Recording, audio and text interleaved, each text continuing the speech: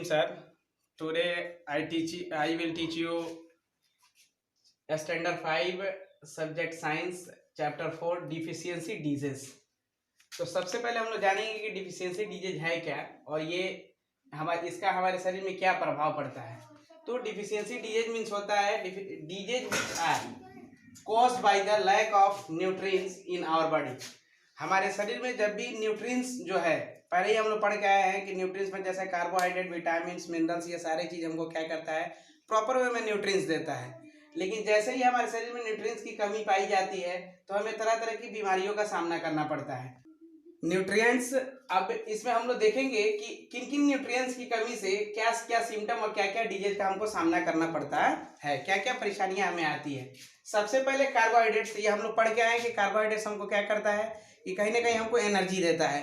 और जब हमारे शरीर में कार्बोहाइड्रेट्स की कमी होगी तो इसमें सबसे पहले हमको इनएक्टिवनेस, टायर्डनेस और डलनेस, ये तीन कंडीशन अप्लाई होता है। इसके अलावा और मेनी मोर कंडीशन अप्लाई होता है। तो तीनों कंडीशन क्या करता है, पूरी तरह से हमारे शरीर को सुस्त कर देता है।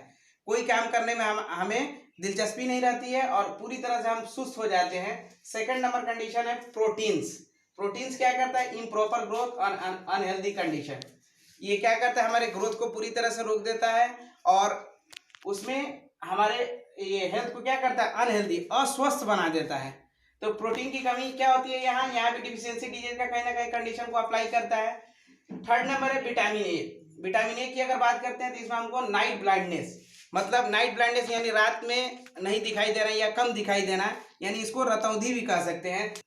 रतौंधी भी होती है और ये बीमारी विटामिन ए की कमी से होती है। और इसका फुलफिलमेंट, हम विटामिन ए की फुलफिलमेंट कहीं ना कहीं फ्रूट्स लेते हैं, तो फ्रूट्स के लेने में जैसे पपाया लेते हैं तो उसमें हमको विटामिन ए पूरी तरह से पर्याप्त हो जाता है, जिससे इस बीमारी से हम बच सकते हैं।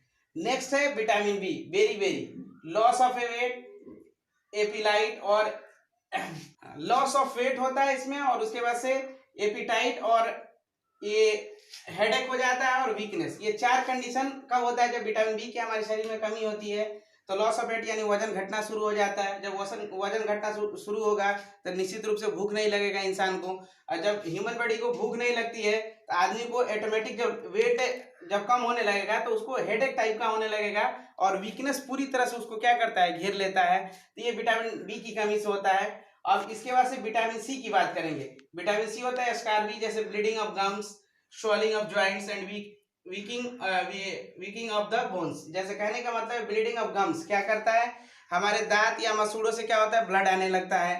ये क्या होता है, कहीं ना कहीं विटामिन सी की कमी हो जाती है। उसके बाद से है swelling ऑफ जॉइंट्स, जितने भी जॉइंट्स है हमारे उसमें क्या होता है, कहीं ना कहीं swelling का कंडीशन आ जाता है। और थर्ड कंडीशन है वीकिंग ऑफ बोन्स, पूरी तरह से हड्डियां कमजोर हो जाती है।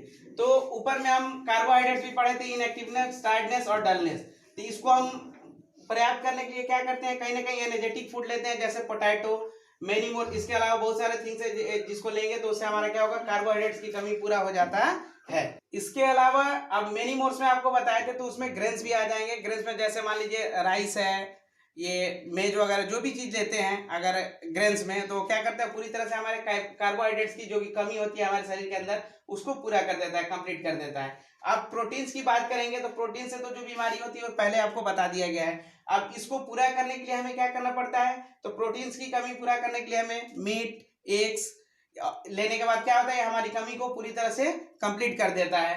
अब विटामिन ए, बी और सी की बात करते हैं। तो विटामिन ए, बी और सी अगर फ्रूट्स लेते हैं और ग्रीन वेजिटेबल्स लेते हैं तो पूरी तरह से क्या होता है, इसकी कमी हमारी पूरी हो जाती है, जिससे हम ये डिफिशियंसी डिजीज से बच सकते हैं।